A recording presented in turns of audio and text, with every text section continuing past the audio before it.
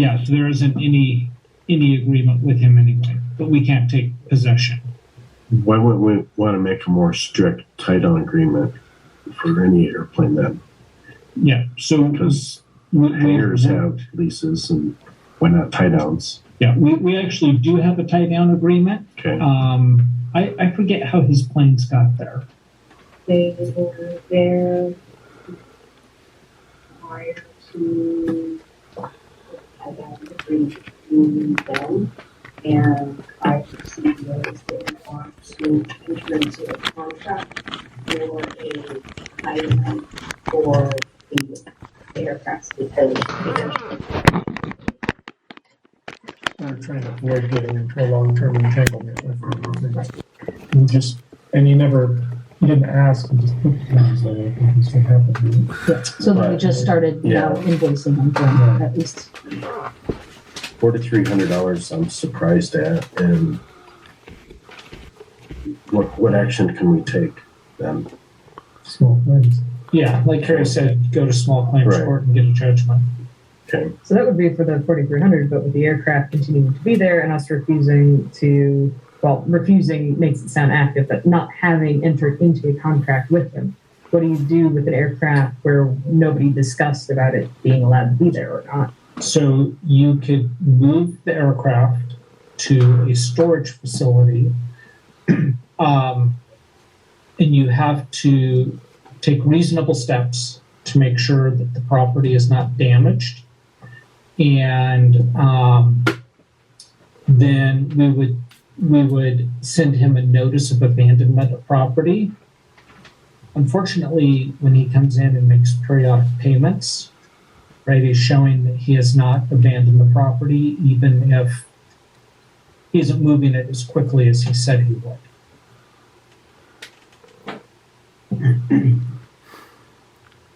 Our hopes is that he'll move the plane so at least there's not a plane continuing to, add more cost to his account. And then at that point, if we could go into the plane, small planes, because then we're not continuing to add on to his account. I sense that he knows he's taking advantage of what he has. Are there late fees that are incurred on that? Let me fix my sentence. You have interest. Are we charging that? Yeah. What's that rate? 1.5% Per month? Yeah. 1,500. Chuck, what else do you have? Well, he's been doing a lot of mechanics liens on airplanes that he's worked on and everything like that, and that's setting a bad example for the ethical nature that the airport should be about. And I don't know how to make that come to an end, but that's just So everybody has stories. So as long as I've been here, he has been doing that. It even preceded my tenure here. Unfortunately, there's not a lot that we can do about that because we don't interfere in contracts where, say, plane owners hire a mechanic to do work on their aircraft. It's between the mechanic and the aircraft owner. And it's happened 3 or 4, maybe 5 times that I'm aware of. And there's just not much legal recourse that we have. It's because it's between the owner and the mechanic. But yes, that has happened for many years. We send them a pair. I mean, I think we're stewards of the public's money here. This is money that's owed to the public, and it's just, what are we doing about it? Not really much. Does anyone know if he's subleasing a hangar through a proxy doing work here? Like he's got other aircraft in hangars, they're just not in his name, is that true? Right, he does not have a active lease with us. The hangars he occupies, he has a sublease with. Yes. And it's one of the leases that does not require district approval to sublease. It's one of the older leases. And that hangar we actually will be purchasing at the end of next year. Yeah, and so we've made clear to our tenant, that if their subtenant breaches any of our rules, that we will consider them to have been a breach and will send them the default notice. But this aircraft is not related to that sublease. where I'm going with this is, we may not be able to get on the airplane sitting in the tie downs, but he's essentially leasing. He's doing work with somebody on the airport who does have a lease with us, and it's probably a plane that isn't under his care or ownership for that matter. Just a thought. We can talk with that tenant. Well, I'm saying that you could have a lien against that plane in the event that he stops paying or something. I get it, in good faith he's making. Right. And my understanding is he's trying to fix the aircraft to fly it to Fox Fields because he has somebody to buy it. I haven't Right now? Yeah. How long has it been I don't remember it or not. there? So at least that one. Well, one thing I noticed over the holidays, there was a trailer with a couple wings and a fuselage on it. It was in the parking lot inside the flight line area. Or is anybody aware of that? And then it was there for like a week. And I don't know if that's his or who it is. But it might have Is it down in been that his. area? But I mean, we have to have rules about storing airplanes on trailers in parking lots and stuff too, as well as tie downs. Yeah, like I'd like to see the customer service of like, oh yeah, you can leave it there for a week, they leave it for a week and then they figure it out. But if they didn't tell us, yeah, that's a problem. We gotta. It's creep, and it just happens, and then it becomes a problem. Then you have to get kind of up just to bring it up. They're the bad guys.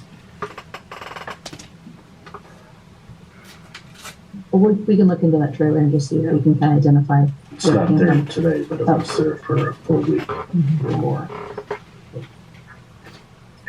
So the late fees that are being attached to this, what drives the 1.5% if there's no lease agreement? Yeah, that's, It's a, 1.5% late fee seems yeah, that has not been adjusted yeah, in the time I've been here. that's below inflation, so it's free money essentially. Yes. It's, it's 18% a year.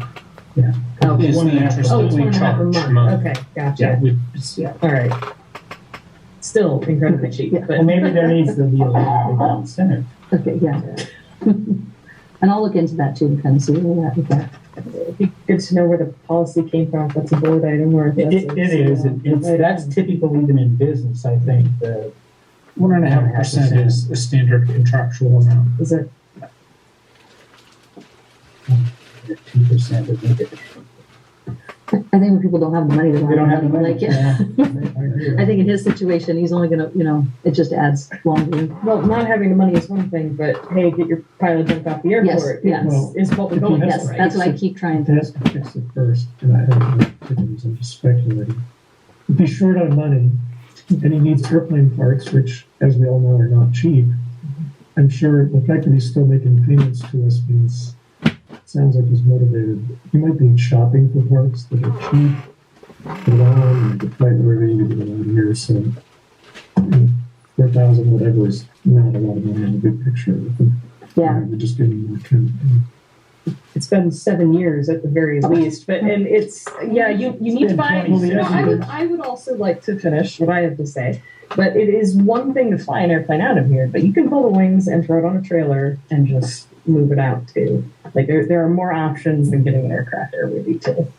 And he's done that once before. We disassembled and moved an aircraft to Fox. I know he is eager to move it to Fox because of our tie down fees, because we're paying him, we're charging him just the daily tie down fee because he's not under a contract. So he feels he'll go to Foxfield and be able to get a contracted rate. And we hope he does. Yeah, great. That's what I Great for Fox, great for him. Yes. How many hangars does he have airplanes in that in? Is that known? Like I said, he doesn't have any contracts with us. I know Okay. I'm aware of one that he subleases and then he does work, I think, with another. And then tenant. a lot of tie down spots in addition Two. to, At one point he had two, so we'll have to assess. for example, the Draken fuselage sitting in the corner, is that part of his? I've been asking that question since I've been here. I have no idea who owns it. I know he does a lot of Draken stuff, so just, Can't I mean, Is it Dragon Aviation maybe? it looks better, but it's kind of junky in that area of the airport. It's a little embarrassing. Well, and I'm sure you guys can. I'm sure you guys can appreciate this, but an aircraft on tie down that's not paying for tie down, we're losing revenue from somebody that will, and there's demand. So we want to get this wrapped up. This is a bizarre case. In my opinion, I think we need to move forward with advising him that, hey, pay up, or we're going to have to take you to small claims court, and you need to remove your aircraft. Because I'm afraid we're setting a precedent. And We definitely are there. yeah. Can you refuse to rent month to month or tie down? Yes, Do we have that yes. privilege?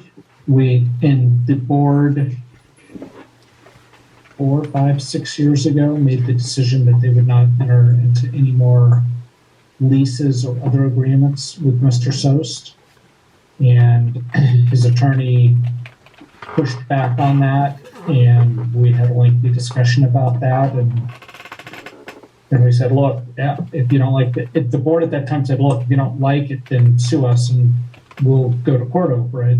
And they never sued us. I think because they know that the district has had enough bad experiences with Mr. Sost defaulting on leases and bothering tenants and other situations that the decision not to do any agreements with him is reasonable under the circumstances. I mean, that one episode where he towed a plane into John Sharp's hangar For and instance, messed the door up, and he was stuck out of business for many months and everything. And then all of a sudden, it's not his fault. That's kind of an easy thing to prove that it is his fault. we've So- got so many incidents. That's just involving one, and Yeah. other episodes, and it's kind of like Air Power He's- Museum. it's kind of a game, and he's, ooh, I'm winning this game in his view. Yeah, but he has slowly been moved out of the airport. Mhm. So I think these tie downs are the last vestiges of his direct involvement with the airport. Fortunately, with the subtenant under that lease, if the board doesn't have approval or consent authority over subleases, it's just one of those legacy leases. But yeah, otherwise, for a few years now, we've been cutting back on our involvement with them. Well, I think what it shows is we've tried to work with them for many, many years. And obviously, if you're in business, you can have a little rough spell, and it's nice to have a landlord that works with you. But this is way beyond that. This is just taking advantage.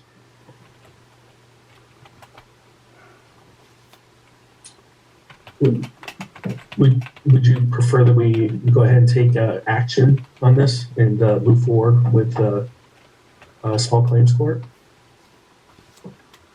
Debating whether or not that makes sense to proceed with while the amount he owes is still increases, i.e. while the aircraft are still occupying tie downs.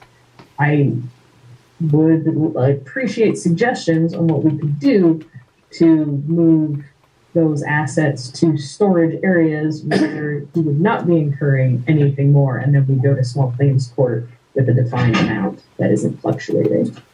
We can come back to the next board meeting with the recommendation. Historically, the problem has been there hasn't been storage area. So, Since if it only needs to be equivalent, it's already out there. Try the other printer, So we right? have tons Yeah, I of will. space to store an airplane. Doesn't even have to be on paper. Right, we just have to make sure we record everything because we've done this in the past where we move an item of his and he claims that it was damaged by the airport. We just as we went through And that. we're also Digital film is responsible for cheap. caring for One it. more reason Yeah. not to mess with it. And I would say that's- not mess with it. Because once you mess with it, then we're potentially on. I was gonna say, you could take it to the graveyard and then. we're happy to come back next meeting with a recommendation if the board would like that. I would like to see any movement. I'd like to see him just pay. Even if it's just a double pay every month to show him good faith. Pay a little and then miss a few, it just creeps. Just made Some- consecutive payments of Seems like every time we come to a board meeting, you're announcing it's a payment. He is, yeah, and he is aware, and that's the reason why he came in today and made a payment, knowing we were having a board meeting. Okay. So he is. We just had a board meeting every week. That's right, yeah. I don't know about This. Right. Tell him we No, are. yeah, we'll tell him we are. Yeah.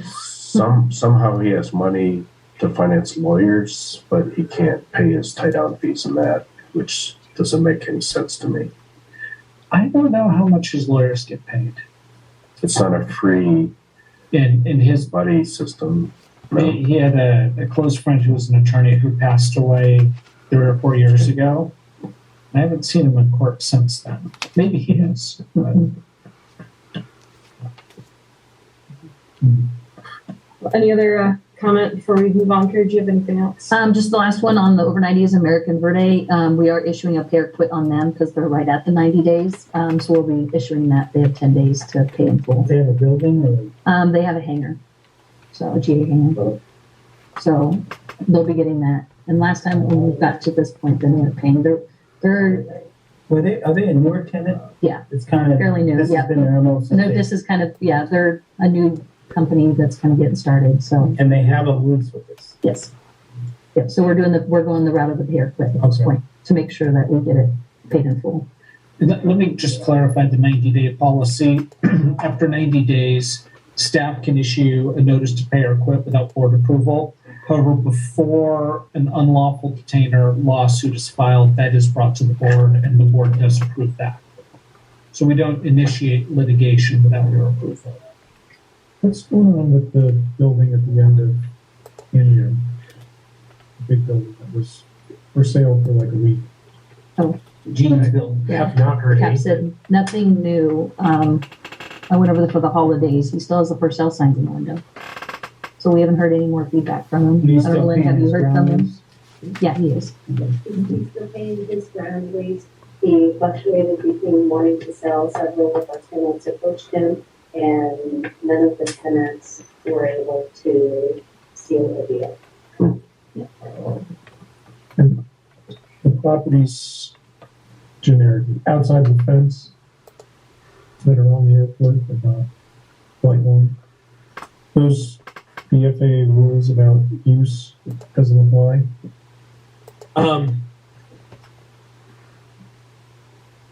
We got a variety of How do other I businesses on the airport.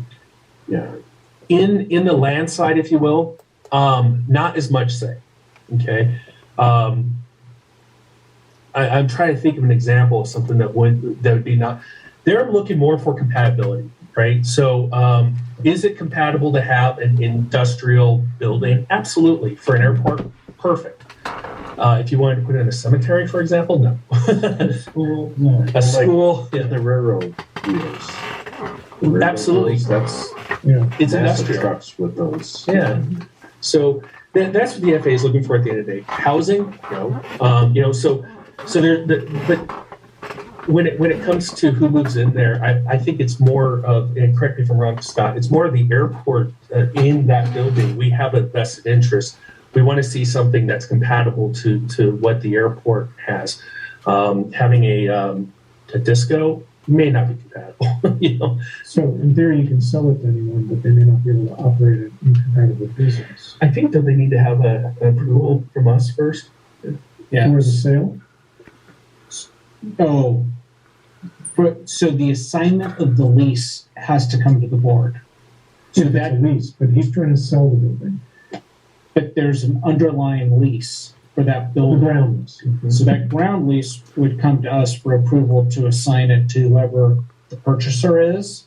And so one of the requirements is the purchaser has to comply with the existing lease, which specifies the uses of that building, and then they have to agree to all of our rules and regulations. Authority arises in consenting to the assignment of the lease to the purchaser. Okay. And does that building ever get surrendered to the airport? Yes, it was Yep, At 21 the end of years. the lease. I think it was 21 years. Yeah, which is one of the factors in deciding whether or not to buy it. Right. So let me create a problem. Well, no, I'm just, it's a what if, and probably will never happen, but let's say it sells and the new tenant takes the building and leaves for the terms of the lease. For some reason, something happens, and he says, well, I'm gonna keep the building, but I wanna let the disco come. What action are we gonna, I'm just using disco, but. So the airport has a precise development plan that we've gone through with the county, and it specifies how the different areas of the airport can be used. Industrial, aeronautical, so on and so forth. And so first of all, you have to comply with the precise development plan. Okay. Second, we have to meet our meet the FAA guidelines. So if it's incompatible in that way, then we would step in and say, you can't do this, this is incompatible. And then third, all of our leases specify the uses for the land. So we would say you are going against the use clause of your lease. It would be our responsibility to step in. Now, maybe this tenant has been there for 6 months now and has a significant investment. We go, wait a minute, this can't happen. So I'm just, it's one of these things that probably will never happen. Well, as part of their purchasing it, they need to get their own ground lease, right? Or assume the lease. Yes, they And would we assume would have to prove that. yes. And we would question what they're gonna do with the purchase. Yes. But let's say he decides not to sell it. He just rents it to somebody. So if he does that in violation of the lease, then that's a void, it's a breach of the lease, and we would do a notice to cure or quit Of his whole lease. of his whole Okay, lease. that I'm just into an area that's probably That's gonna good to know, skip good there, to but Could we evict the subleasing Yes, so because they were doing something incompatible? yes, Okay. we have, there's a legal process for doing that. We have to give notice to our tenant. We have to give legal notice to the subtenant. They have the right to intervene in the lawsuit as a party. And yeah, so there's a whole process for that. okay. Appreciate the education. And we've done that. We have evicted tenants that have had subtenants, and we've had to give them notice, and we've gone through that process here. Anything else for us? I know we keep running down Nope, tangents. nope, but- that's okay. But it's great. That's what- education, oh, for sure. Board members, just to understand how the legal system works as far as what we do out here. Not intending to criticize, just acknowledging the curveballs we've been throwing. Yes, yeah. Thank you for dodging them well. Just the last thing is fitness center up to 518 members. So like you said, as of come January, hopefully that number will go up. Everyone wants to go to the gym on January 1st. And 700. Yeah, I was close to 700, 600, something. Well, I'm happy we have it. And I hear from the community all the time. They're thankful that we have something Yeah. like that in this community. Just as much.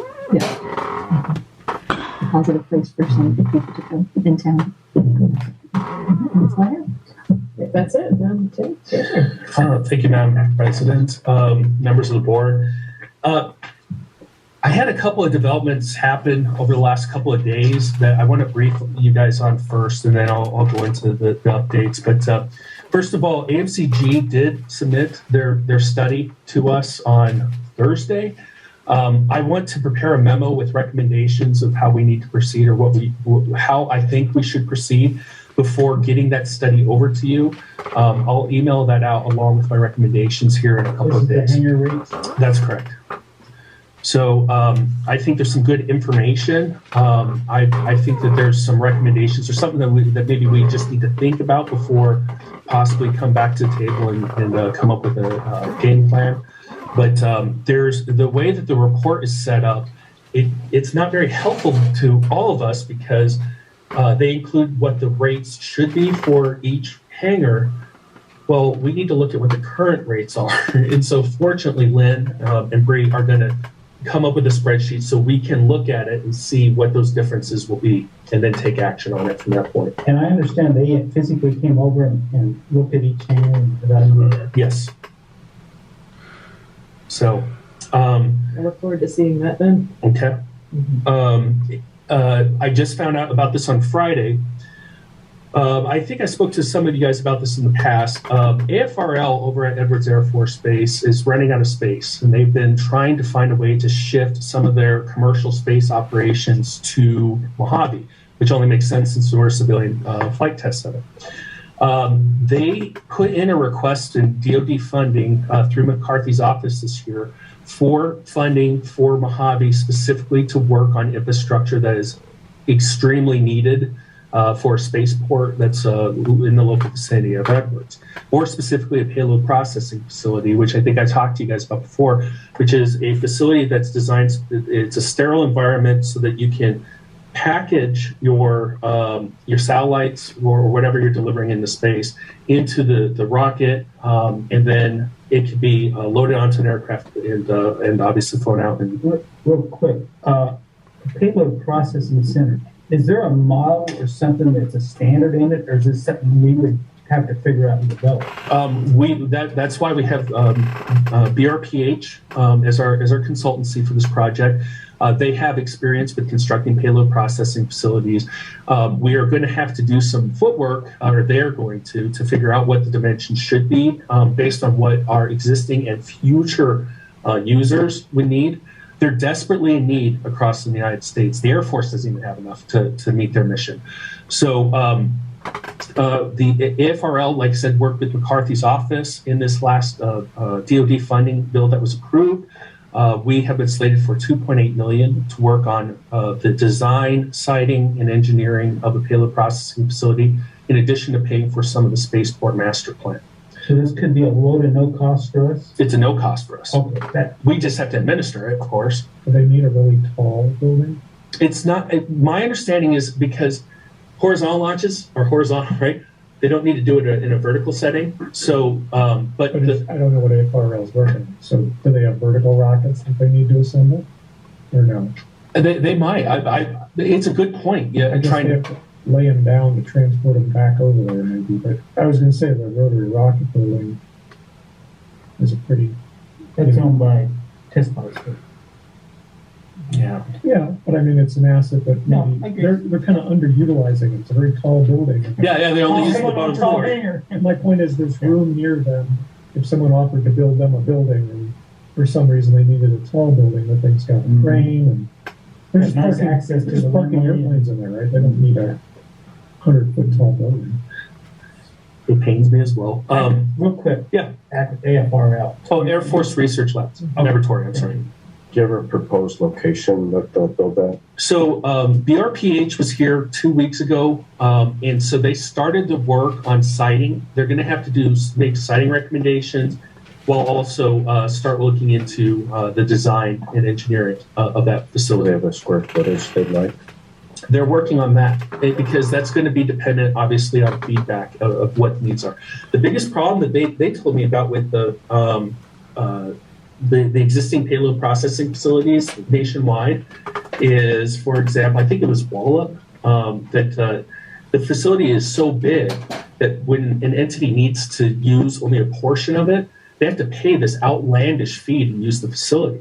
So BRPH is approaching us with saying, hey, let's look at the most cost-effective way of designing this building so that we're not paying for this huge building that will never get used, or when it is used, it's so expensive nobody's going to want to use it. We want to be economical in our approach to this. Well, multiple tenants at the same time. Yes, Multiple customers. absolutely. That's one of the options that we're looking at, is that it could occupy multiple tenants simultaneously on a temporary basis. We would do like an access license or however we do it business-wise. In my opinion, it is a good business move because there is demand, and we would be one of the only civilian spaceports in the nation that has one, and that could facilitate more horizontal launch operations. So this is great. This is great news. Like I said, 2.8 million is not where we want to be, but it's a great start. So we can actually get started on all the environmental planning, all that stuff that takes like 2 years, and then have that paid for, and then hopefully have the rest of the facility paid for, ideally. They need runway access. That one's a little tricky. In my opinion, I don't think they do. I think that we have plenty of space in the industrial park side that as long as they have a direct access to the movement area through a good, solid road, then it wouldn't be necessary. Plus, I have a concern, is this aeronautical activity? I know that it's ridiculous that we have to sit here and scratch our heads and go, what is aeronautical activity? But by the FAA standards, this technically isn't aeronautical use. and therefore putting it onto a ramp or making a ramp or tying it into an active taxiway or a ramp may not be compatible. Unless it's multiple tenants that are aviation compatible that shared it, or It would have we also have a lot of room off the taxiways that we could accommodate them, right? So Right. then that wouldn't be an issue. So, and that's part of what BRPH, what we're paid for their services through this, these monies, is to look at the best site possible, make a recommendation, and then we can work on our planning side with like me and Hunt to update the ALP and then show it in there. But it has to be something that's conducive to both the operation, but also meets the FAA requirements, what's considered to be aeronautical use. So it's a little bit of a challenge, but this is great news, guys. This is the first of what could potentially be other installments in the next year or two through DoD funding to actually construct a facility that they need here in Mojave. They need, and also civilian commercial spaceport operations. So with that in mind, those were the two things that popped up just over the weekend. I did go to the high-speed aerospace workshop back in December in Texas, just to let you guys all know, us developing a high-speed test corridor, definitely something we want to do. Okay, we want to keep the airport. Remember when we talked about this with Kimley Horn has been working on I design. know. When you say we develop it, this is airspace, we're an airport. What does that mean, we? Well, What's our participation in this? we are paying for the design of the corridor, and that's because there are almost no spaceports right now that have a hypersonic test corridor. We're the only one that Well, okay, but I don't understand why anybody would need one or what. They seem to be two dissimilar industries that it's like the rockets assembly facility. It's not aviation use. The hypersonic, what's that have to do with the commercial airport operation? with commercial spaceport operations. Sure. Okay. There is a high demand right now for testing hypersonic aircraft. We want to attract those entities because typically they have to launch through a horizontal launch platform. So we can, we're offering an amenity that no other spaceport can. But there are ones just offshore, for instance, right? The islands. I believe that that's a military. Well, we currently our commercial launch customer tenants operate in the military airspace for launches. They use the restricted and the noise. There is a supersonic corridor already, right? In the yes. Wake Edwards. Military. Yeah. So my point is that this would be a military use, so they could use that. Presumably. I don't know what the limitations are or what the requirements are to use the military. But the hypersonic, whoever these people are developing hypersonics, it's military. So my point is, why is a commercial airport district funding development of airspace? I think that's why wouldn't the military do that? Well, that's a leap to say it's absolutely military. I'm not going to deny the fact that there's a lot of defense funding that goes into that kind of thing. But I mean, you can also make the argument that perhaps there would be more commercial entities delving into this if there were options for civilians to test this. And that was a takeaway from that workshop, is that it was all civilian entities that are working on high-speed aircraft testing, but also... Wasn't that just government contractors doing independent but unfunded development? In other words, unsolicited. They're going to develop something and do an unsolicited proposal or something. But, I mean, nobody commercially is looking for hypersonic vehicles. These aren't manned. There are civilian entities that are, and looking at options about how... That was one of the key takeaways from actually attending this workshop, which was interesting. On the civilian side of things, we're behind the power curve when it comes to hypersonic operations. Supersonic commercial aircraft, let alone hypersonic. So right. I don't understand There doesn't seem to be any demand whatsoever. You can't even operate in commercial airspace supersonically. That's the goal, though. That is the goal is to actually they're I working. don't know if that's the goal. Hypersonic, I mean, this is for weapons. Well, there's lots of talk about this right now, and that's why I'm bringing it up. Is I was surprised at how far behind the power curve we are. We've been dealing with high speed aircraft testing since the 60s, since the 60s. Okay, late 50s, early 60s. Who's we? The United States. Yeah. Right. The military primarily, but NASA. There's other entities involved. The challenge is that they still haven't figured out how to get over the hump of the environmental issues with noise, with the sonic boom.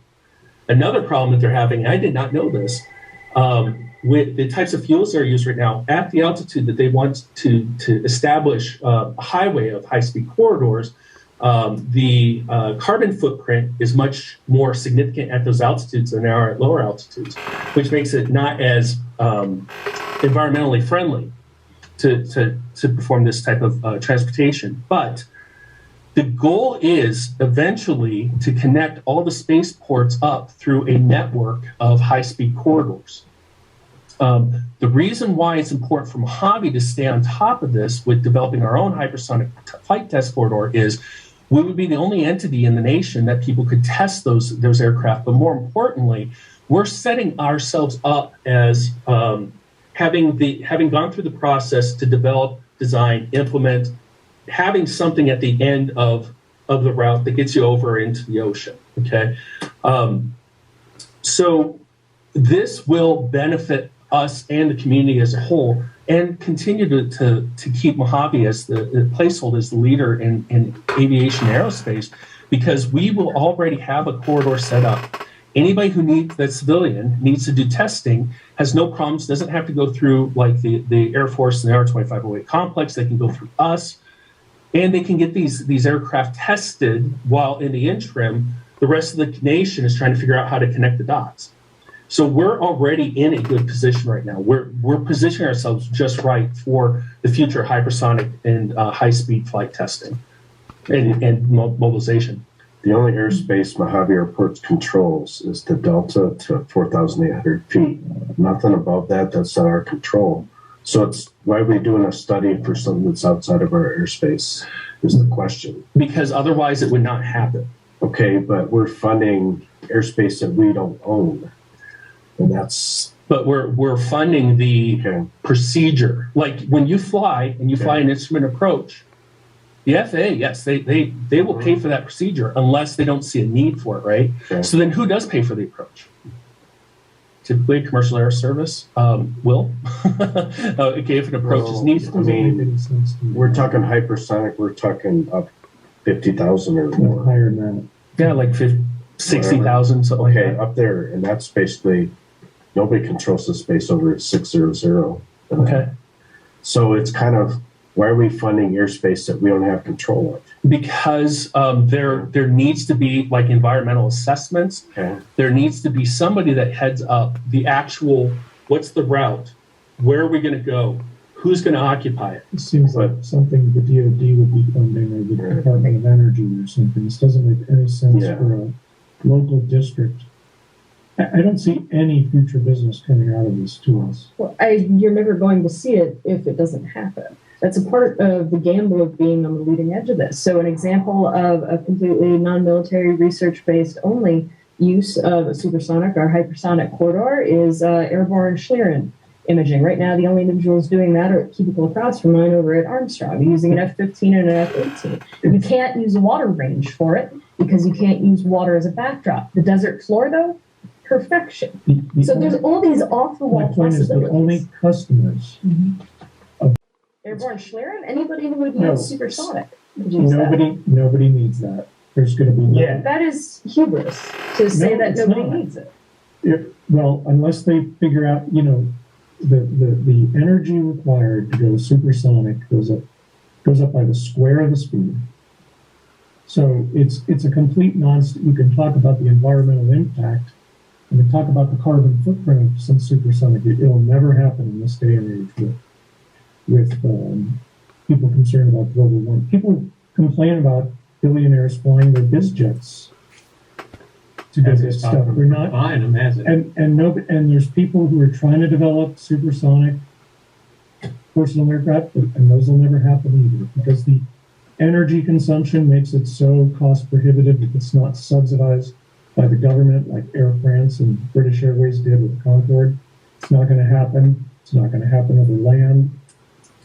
Forget about, even if they made a quiet room, which nobody can prove can be done, it's cost prohibitive. This is vaporware fantasy. So there's definitely applications for military uses for something like this, but it doesn't make sense to me that we're getting a leg up or creating an opportunity for something that'll never happen. So you're predetermining whether or not a business idea is good, not predetermining whether or not there is a market from our standpoint. Okay, so you would I'm advise speculating that unless physics changes, the energy consumption to do something hypersonic is absolutely cost prohibitive. Okay, so let's look at all the electric-based multicopters that don't have the energy density to go to market yet. That doesn't mean there aren't people trying it. It doesn't mean that there isn't research that's worth doing. It doesn't mean that these dozens of companies that have popped up in the last 5 years shouldn't exist. Okay, and I wish them luck, but we don't need to fund creating airspace for them right now.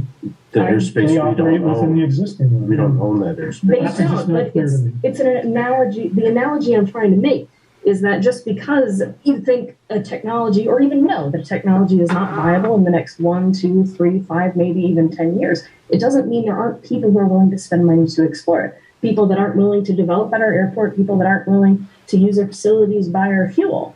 The point is we're attracting these companies that think they can make this work. Spaceship One and Spaceship Two are hypersonic, or close to it. They didn't need a special, they used the existing airspace adjacent to Mojave to do those operations. So may I ask, And there's supersonic corridors offshore and all that. And they're not, they're only going to be able to operate in the military airspace now because of the noise. It's the same reason we don't have supersonic jets crisscrossing the continental US. The environmental study already tells you what it is. The answer is no. You're not going to be allowed to fly, doesn't matter how high, over residential areas. They're going to break everyone's windows. So they're going to go offshore and do this, or they're going to do it in a military area that's got, hundreds and thousands of square miles of open desert, like Nevada, Bloom Lake and stuff. We'd have supersonic corridors over Eglin. People will fly, and if you fly with the wrong weather conditions, you'll break windows. But if you pay attention to it, no, you won't. We're assuming there aren't solutions to problems that we're coming up with while sitting in a boardroom. I really don't think you should be the obstacle to this. let me just say, this is under reports, and if the board would like this to be an action item, we can put it on a future agenda as an action item. But for now, this is just the CEO report. Yeah. How much are we paying for a study about this hypersonic corridor? Because it's not our airspace. So we're providing money and research for something that's not involved with the airport. It's not our airspace. 30 Okay. something thousand. But, we're funding research that's not our airspace. It's not our airspace. That's clear cut. So why are we funding money for airspace that we don't own? Because it would be our customers who are using it. And that's There are no good for us. customers. That's just trying to. Would you like this to be on as an action item on a future agenda? Well, yes. Concerns when we're spending $30,000+ on something that there is no use case or I benefit think from to our our management, I would like to know more about it. You advertise, you're spending money, and can get up there pretty good for something that may or may not happen. I don't know. There may be value in it. I tend to think there is. I tend to like to think we're forward thinking. I don't want to waste money. We could have moved that hangar that we tore down on the end of the road that we just tore down. Instead of tearing it down, we could have dragged it and nailed it down for less than $30,000. We'll put it on a future agenda as an action item if the board would like to take action on it. I would like to know more about the potential market possibly out there. It's like advertising. Sometimes you advertise for something because you see the possibility of something that nobody else sees. Maybe it's there, maybe it isn't there. I don't know. I don't feel we should be putting money into research of airspace that we don't own. If it's within the Mojave Delta area, research, but Yeah, Outside of the supporting a meeting and finding out what the opportunities are for us is one thing. Funding it doesn't make sense unless you can explain how there's some correlation. All right. We are advertising the director of operations position. We do have a couple of great candidates. I did have an ACIP meeting with the FAA about 2 weeks ago. It seems like it's going well. We do have potentially the taxiway Alpha Electrical on a short list as a discretionary item this upcoming year, dependent on whether or not we can get the design all where it needs to be in order to put it out to bid. I'll keep you guys in the loop on that, because if we can meet the FAA's timelines, we potentially could get that project knocked out, which is one of 3 projects that I think are absolutely essential on the airfield right now. And that's pretty much it on my end. Have you heard back from Heat and Hunt on any design? Yeah, they're supposed to have a design contract out to us this week for specifically the pipeline. No, I'm sorry. The subbase, like doing the groundwork for the hangars. Mm-hmm.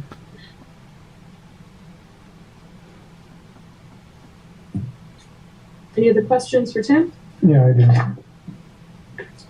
In your report, you were talking about you went to visit spoke or visited some other airports managers. Yep. For GA hangar development. And you said consensus, typical assumptions by airport managers. I'm assuming this is based on your discussion with them. The wait list reflects half of the actual demand. So I was a little, I can believe that. But then the next sentence seems to contradict, and maybe I don't understand. It says, at Mojave, our wait list is 14 deep. Assume only 7 of those are interested in hangar development. Wouldn't it be 28? Or am I misunderstanding the phrase? We have 14 people on the wait list, so half this is now. We have more information on this, by the way, but just assume that out of that 14, 7 are actually ready to move into a hangar if they were called. Okay, that's not what the first sentence says. The first sentence says that a wait list reflects half of the actual demand. So if you have a wait list of 10, that means there's potentially 20 people interested in hangars. Yeah, all right. So it was a grammatical flip there. Well, yeah, I mean, what I'm saying is, big picture, your wait list only actually represents half of the demand. Like if you have a wait list of 100 people, 50 of them are ready to move. So the wait list that's reflects not what double that the sentence demand. means. What you mean is, Okay. Yeah, That's all that is. Okay. Mm-hmm.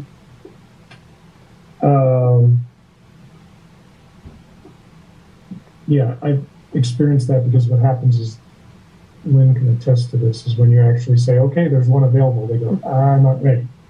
So, and it's especially the case where the longer the wait is, the more unpredictability it is because people get on the list just for the sake of getting up, they don't even own the airplane yet. Or they buy an airplane, they'll buy an airplane contingent upon having a place to store it. And if they can't find a place to store it, it's a catch-22. They don't know whether to buy the airplane, and now they don't want to keep it outside. And so they might go to another airport. If they do, go ahead and pull the trigger and buy an airplane. So there's issues like that. Or they go find an alternative. So I can see that, but okay. I can also see a case where people don't bother putting it on the list because it doesn't matter, because the list, people always end up, like I've been told by Lynn prior to, there's a wait list, and then you go, well, is there anything available? Yeah, I got one right now. So everyone on the wait list they're old, they're obsolete names on the list, and it turns out that, if you're persistent. Declined, and that's why those are. Right.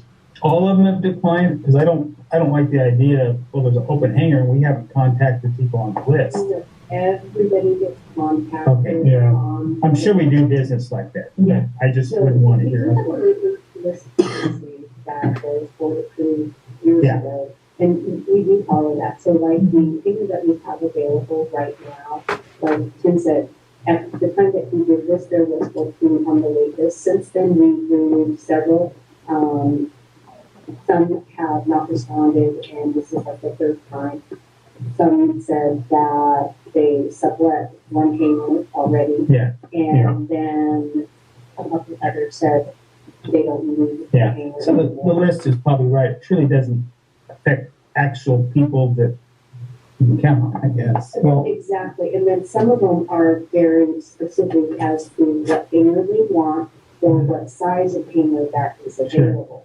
So we have some people like that on our wait list as well as some of our business tenants that are also looking for smaller hangars to have their aircraft in.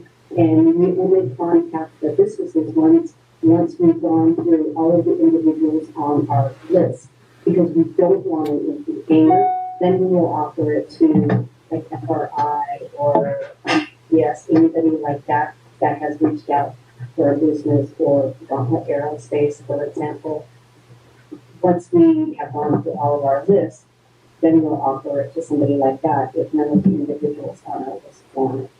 But I know that the person that we're working with right now, prior to Doug on the list, there was a gentleman who declined, who'd been on the list for 2 months.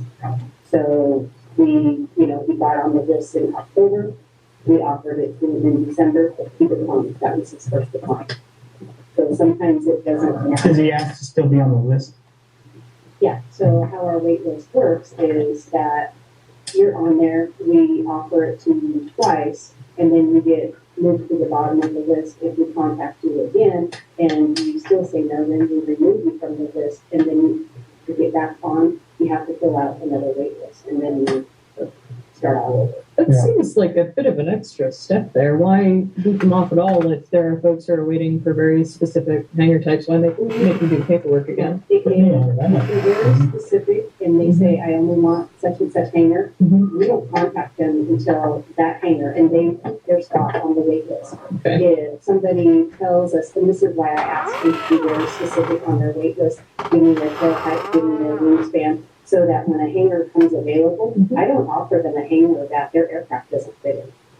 And so they keep their spot on them. Because they say, because if it's 920 Makes square sense. feet and they need a 1,200 square foot hangar, and they tell me that, if a small hangar comes available, I don't offer that small one so that they retain their spot on the wait list. And sometimes that's how somebody gets their way to the top. I have somebody now that wants like a 2,400 square foot hangar. He's been on there for maybe a year now, because I haven't had any of that size open up. The one that we're offering right now is like 1,760 square feet, 1,800 square feet.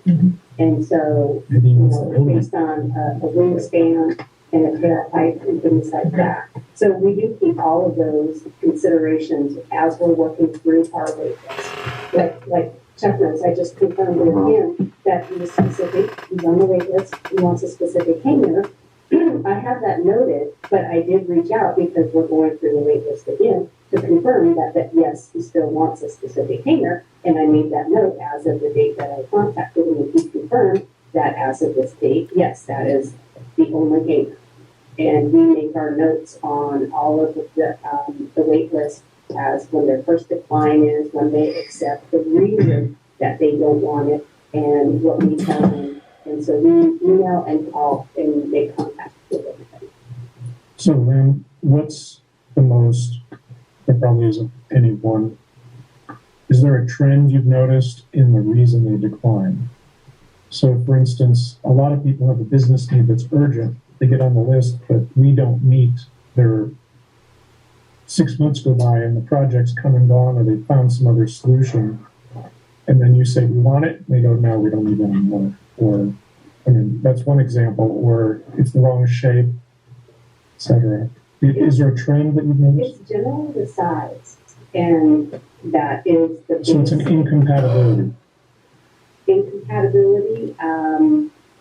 somebody that wants a small hangar, like, Right. like a T hangar. But a They big don't- one's available. Yep, and then I have a box hangar. Okay. So I would argue that this statement that says, when you have a wait list of 14, assume only 7 are interested in development, I would say it's just the opposite. I would think that the previous sentence makes more sense, which is that the demand is considerably larger than the wait list. So for instance, there's probably a lot of people make inquiries and they don't bother going on the wait list because the demand is, I need something in the next month or two because we've got a proposal out for a project. And if we can't find someplace, you know, like the hangar that's about to be torn down that Scale owns, that was an overflow hangar. They've got a lot of hangars, but they needed more. And they probably had a particular client at the time that they got that building. Does that make sense? And so, because we don't have enough variety and any hangars available, the demand goes away. It's kind of like I go to Stater Brothers all the time looking for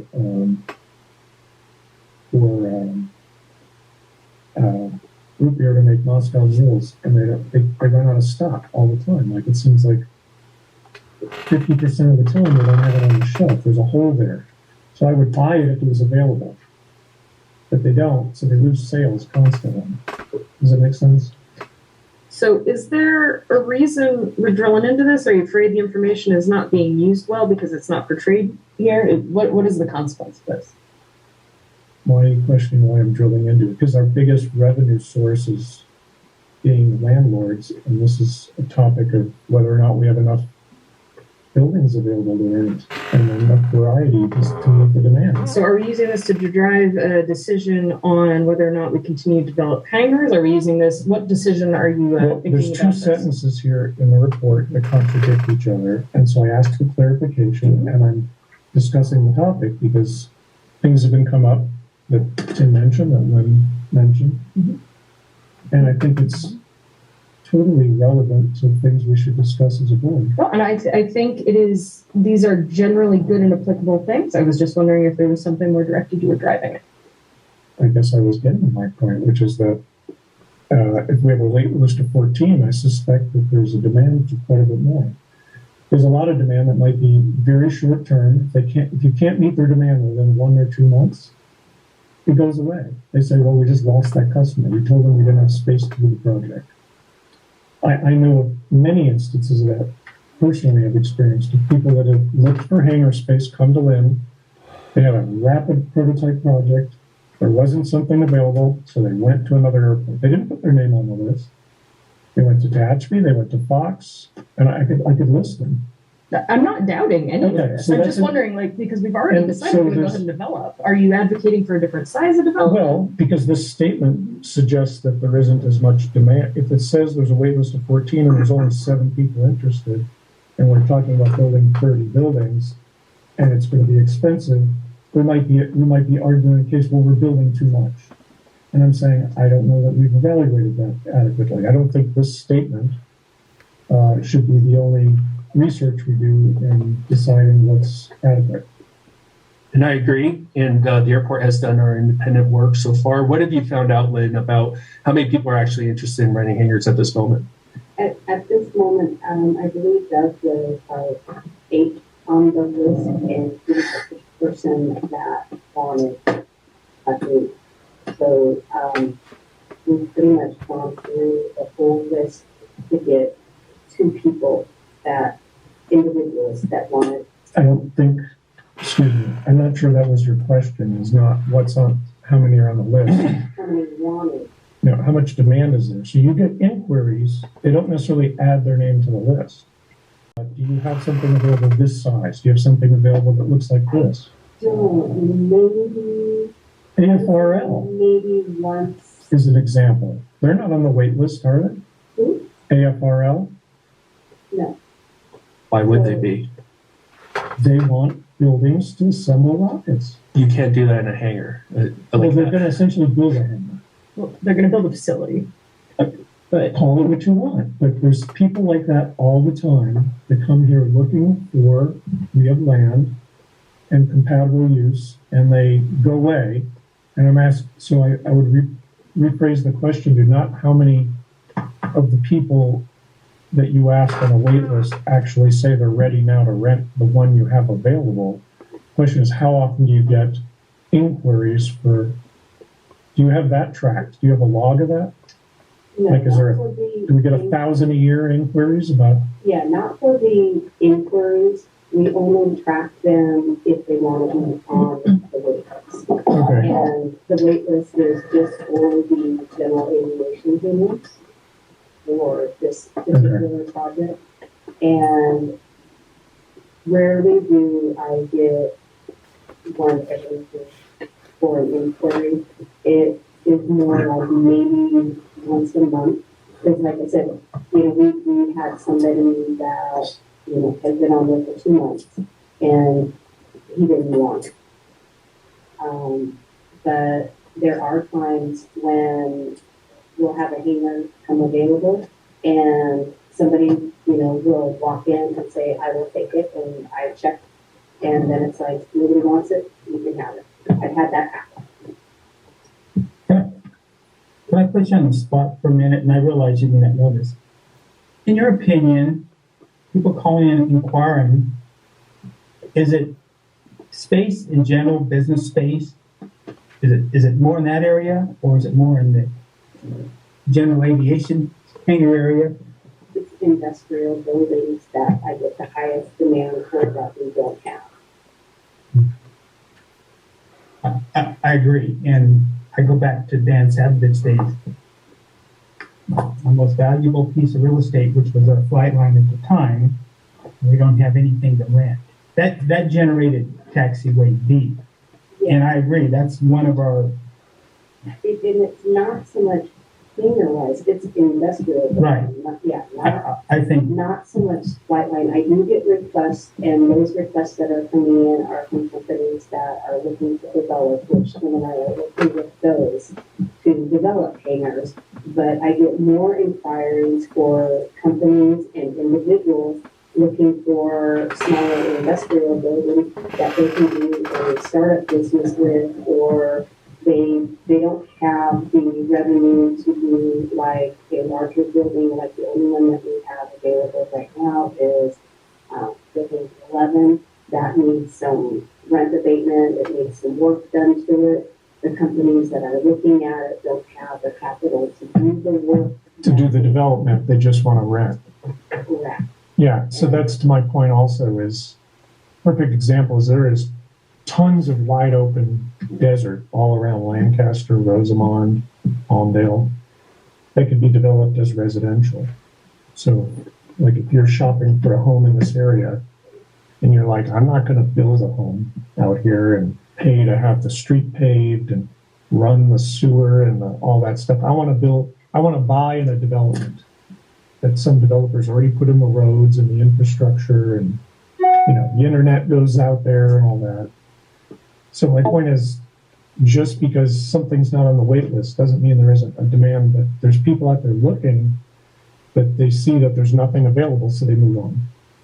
That's normal. And also, Yeah, so my point is, if we wanted to do a better study of what the demand is, at a minimum, we should be tracking all inquiries in one location and the type of what they're looking for. and I feel that if people knew that we were building hangars here, the wait list would rise. I mean, the hangars here are pretty trashy. Mm-hmm. I was scared taxiing my airplane yesterday from the cracks and stuff like that. I mean, that's serious business. I have a lot of friends that are very wealthy that come up here that say, we don't like this airport because we don't even want to taxi a plane on it. It's kind of the reputation that Mojave's developed that we need to change somehow. And fixing the cracks has been a good step.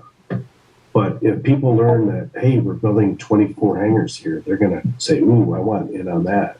And they're going to come fix to the you. taxiways. What's that? Not until we fix the taxiway. We got to do it all. It just takes money. Okay? We have $750,000 of money to spend on hangar development. You wouldn't do that, would you? That Right. would kill us. Okay, You killed us by tearing down $1 million worth of hangars. Chuck, don't accuse Okay. me when you say You you. were part of that.